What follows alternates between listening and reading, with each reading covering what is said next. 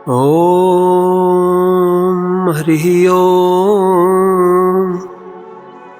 श्री गणेशाय नमः।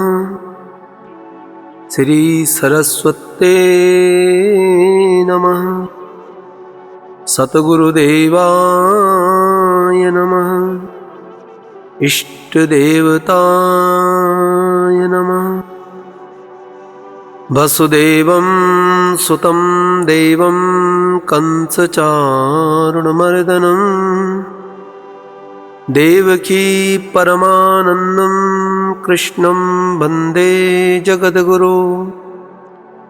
कृष्णाय वासुदेवाय हरये परमात्मने प्रणतक्लेशनाशाय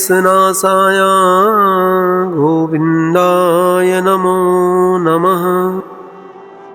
राधा मोरी मात है, पिता मेरे घनश्याम। इन दोनों के चरण कमल में कोटि कोटि प्रणाम। श्री राधा माधव भगवान की जय। श्री भगवान राधा माधव के युगल चरणों में प्रणाम करते हुए, प्रिय भक्तों, भगवान भक्त से किस प्रकार से प्रेम करते हैं और भक्त का भाव देख करके भगवान राधा माधव किस प्रकार से रीझ जाते हैं, क्योंकि भगवान को भाव के साथ प्रेम अत्यधिक प्रिय हुआ करता है। जहाँ प्रेम हो वहीं भगवान विराजमान हुआ करते हैं। महाभारत का एक प्रकरण आता है कि जब भगवान द्वारिकाधीश संधि करने के लिए हस्तिनापुर में आए और दुर्योधन की सभा में जब भगवान द्वारिकाधीश आए तो भगवान द्वारिकाधीश ने अपने संबोधन में कहा, दुर्योधन, मेरे प्रिय पांडवों को आधा राज्य नहीं, मात्र 5 गांव प्रदान करो। इतना भगवान ने कहा था कि दुर्योधन के अंदर क्रोध आया और दुर्योधन ने कहा कि द्वारिकाधीश, मैं पांडवों को बिना युद्ध के एक सुई की नोक के बराबर भूमि नहीं दूंगा। भगवान ने दुर्योधन का क्रोध देखा तो सभा में दुर्योधन के पिता धृतराष्ट्र बैठे थे। उन्होंने दुर्योधन का हाथ पकड़ा और कहा, दुष्ट, तूने भगवान को नाराज कर दिया। दुर्योधन ने जब ये बात सुनी तो भगवान को कहा, द्वारिकाधीश, ये राजनीति की बात तो चलती रहेगी। जब मैंने सुना कि आप आज हस्तिनापुर में आ रहे हैं तो पूरी नगरी सजाई आपके लिए और साथ साथ में आपके लिए 56 प्रकार के भोजन की व्यवस्था की है, प्रसाद की व्यवस्था की। आज ही दुर्योधन के द्वारा महात्मा विदुर का अपमान हुआ था और विदुर महाराज जी को दुर्योधन ने राज्य से निकाला था। विदुर एक कोने में खड़े होकर के चुपचाप देख रहे थे और मन में प्रेरणा थी, हे द्वारिकाधीश, आज आपके साथ नहीं पर आपके दर्शन करके मैं अपने जीवन को कृतार्थ कर रहा हूं। नेत्रों में आंसू थे और ये विदुर महात्मा का प्रेम था भगवान के प्रति। दुर्योधन ने जब भगवान को कहा कि 56 प्रकार के भोग मैंने तेरे लिए तैयार किए हैं, तो भगवान ने कहा कि 2 अवस्था में भोजन किया जाता है। एक तो जब भूख हो तो भोग में अपमान भी नहीं दिखा जाता है। दूसरी, जब भूख भी नहीं हो, पेट भरा हो और खिलाने वाले के अंदर अत्यधिक प्रेम हो तो वहां भी खाया जाता है। पर हे दुर्योधन, तेरे घर में दोनों चीज नहीं है। न तेरे अंदर श्रद्धा है और न तेरे घर में मुझे भूख है। और रही भोजन की बात, मुझे तो आते ही निमंत्रण मिल गया। दुर्योधन आश्चर्यचकित में पड़ गया कि अभी तो आने का समय नहीं हुआ और किसने निमंत्रण दे दिया। तो उच्च स्वर में, ऊंचे सिंहासन में आज प्रभु ने कहा, मुझे महात्मा विदुर ने निमंत्रण दिया। एक स्थान पे जब विदुर जी ने अपना नाम सुना तो नेत्रों से आंसू आए, रोने लग गए। हे परमात्मा, हे ठाकुर, इतनी बड़ी सभा में मुझ दासी पुत्र विदुर का नाम लिया, मेरा जीवन कृतार्थ हुआ। बहुत भावुक हुई विदुर जी और विदुर की पत्नी विदुरानी। मुझे मिले नहीं पर मेरी भावना को जाना। विदुरानी को कहा कि अवश्य आज द्वारिकाधीश मेरी कुटिया को पवित्र करेंगे। देवी तू चल, मैं आता हूं और ठाकुर जी के लिए मक्खन मिश्री लेके आता हूं, क्योंकि उसको मक्खन अत्यधिक प्रिय है। विदुरानी घर गई और विदुर जी यहां से गौशाला की तरफ गए कि कहीं मक्खन मिश्री मिले, मैं गोपाल को भोग लगाऊंगा। विदुरानी जब घर गई तो उसको शरीर का भान नहीं रहा।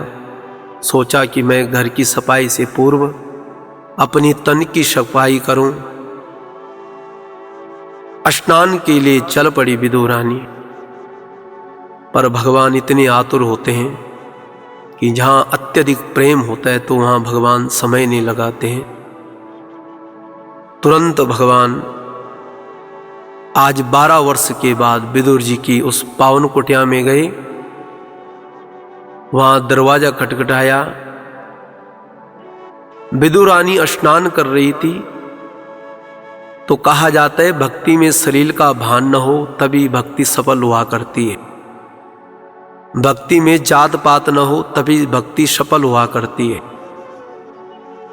आज जब दरवाजा खटखटाया, विदुरानी को शरीर का भान नहीं रहा। शरीर में कोई वस्त्र नहीं थे। दरवाजा खोले तो भगवान श्री हरि को देख करके भाव विभोर हो गए, नेत्रों में आंसू आए। ठाकुर जी का वो अद्भुत रूप देख करके भाव विभोर हुई। अंदर गए और भगवान को आसन दिया। ठाकुर जी इतने भाव विभोर हुए कि भगवान ने कहा, चाची मुझे बहुत भूख लगी है। तो विदुर रानी के पास देने के लिए कुछ नहीं था, तो वहां पे मात्र केले थे। कहा जाता है कि इतनी भाव विभोर हुई विदुर रानी कि केले के छिलके भगवान के हाथ में दे और केले के जो गोदे थे वो फेंकती गई। एक दिया, दो दिया, बीच में परमात्मा ठाकुर श्री हरि बोल पड़े, कहा कि बड़ा मीठा हो रहा है। ये भक्त की और भगवान की प्रेम की परिभाषा है। जब एक खाए तो 15-16 केले मेरे ठाकुर जी खाए। उसी समय विदुर जी आए। विदुर जी ने जब देखा और दरवाजा खटकाया, देवी तैयारी हो गई, द्वारिकाधीश आने वाले हैं। विदुर रानी ने कहा, जिसकी हम प्रतीक्षा कर रहे हैं वो पहले विराजमान है। अंदर देखे तो ठाकुर जी के हाथ में केले के छिलके, भगवान के मुंह में केले के छिलके, विदुर रानी के हाथ में केले के छिलके। रो पड़े विदुर जी।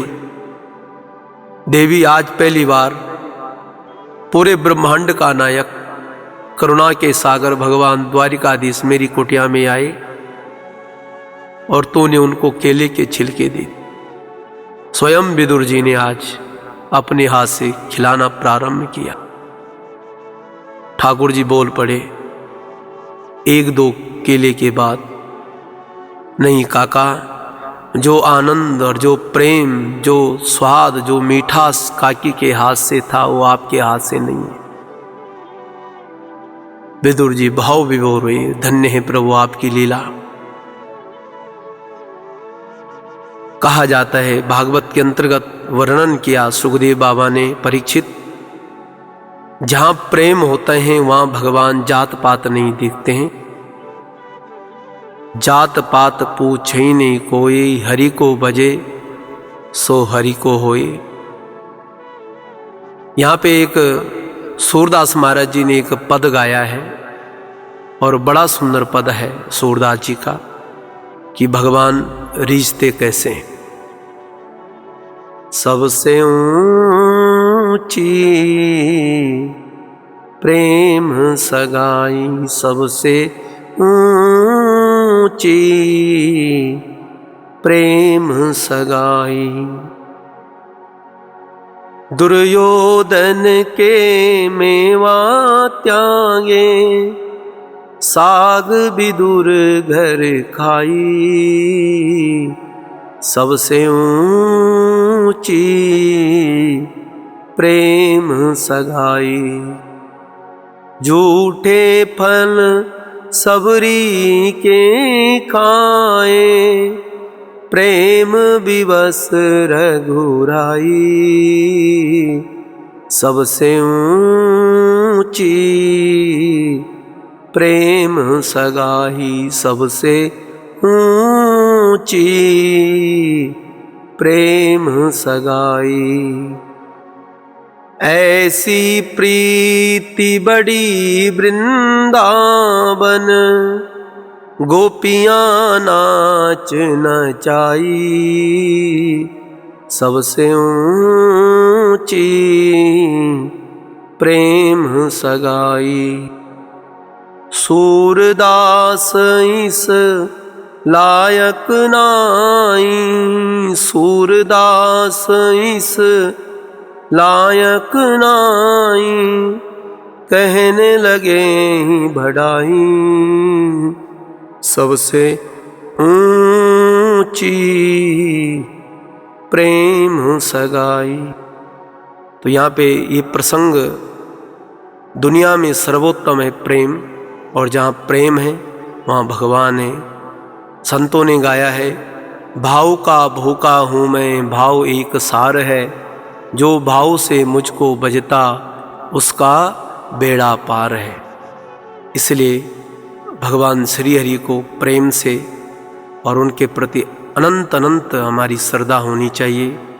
ये मानव का परम धर्म है, और जो इस भाव से भगवान को रिझाता है, अपने इष्ट को रिझाता है, परमात्मा उनके जीवन में किसी प्रकार की कमी नहीं किया करते हैं। इसी के साथ में जय श्री कृष्णा, जय श्री राधे। बोली राधा माधव भगवान की जय।